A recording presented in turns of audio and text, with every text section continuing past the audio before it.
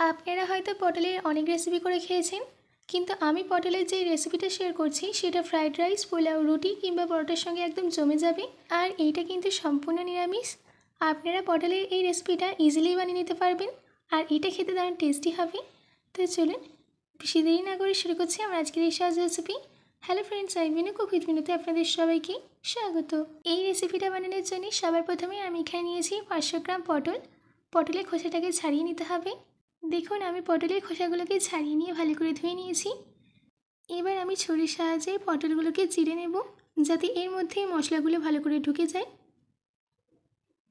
দেখুন সব পটলগুলো চিড়ে নেওয়া হয়ে গেছে। এবার আমি একটা মশলা রেডি করে নেব। তার জন্য একটা মিক্সি জারের মধ্যেই দিয়ে দিচ্ছি 20টা কাজু, ঝালের জন্য 4টে কাঁচা লঙ্কা, 1.5 ইঞ্চ আদা, 4 চামচ গুঁড়ো দুধ। এবার 3 চামচ জল দিয়ে এটার একটা ফাইন পেস্ট রেডি করে নিতে হবে। দেখুন আমি এখানে পেস্টটা রেডি করে নিয়েছি। এবার আমি একটা কড়াইয়ের মধ্যেই দিয়ে দিচ্ছি 5 চামচ সাদা তেল। তেল গরম হয়ে গেলে দিয়ে দিতে হবে পটলটা দেওয়ার পর পটলটাকে 5 মিনিট মিডিয়াম ফ্লেমে ভেজে নিতে হবে।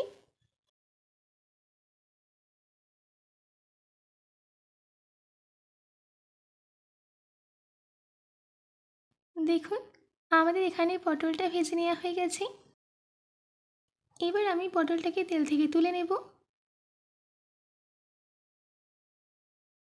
সব পটল তেল থেকে তুলে নেওয়া হয়ে গেলে ওই তেলের মধ্যেই দিয়ে দিতে হবে আরও 4 চামচের মতো সাদা তেল। তেল গরম হয়ে গেলে দিতে হবে 2টো এলাচ, হাফ দারচিনি, 5টা লবঙ্গ, একটা তেজপাতা, 2টো শুকনো লঙ্কা, 1 ছোটো চামচ জিরে। এই সব কিছু ফ্লেভার তেলের মধ্যেই চলে গেলে দিয়ে দিতে হবে তৈরি করে রাখা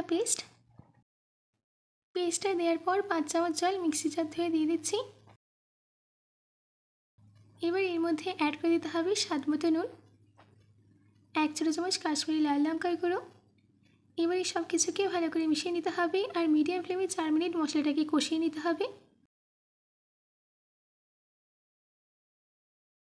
আমাদের এখানে 4 মিনিট হয়ে গেছে, মশলা থেকে তেলটা ছেড়ে এসছে।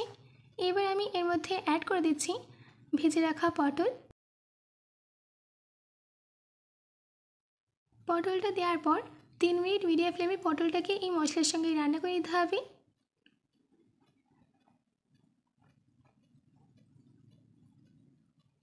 দেখুন আমাদের এখানে 3 মিনিট হয়ে গেছে।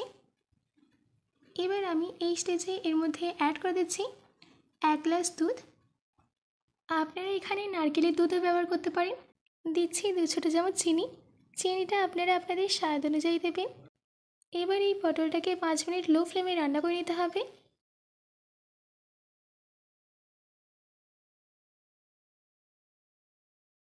আমাদের এখানে 5 মিনিট হয়ে গেছে। এবার আমি এই স্টেজে এর মধ্যে অ্যাড করে দিচ্ছি হাফ চামচ গরম মশলা গুঁড়ো, 1 চামচ ঘি।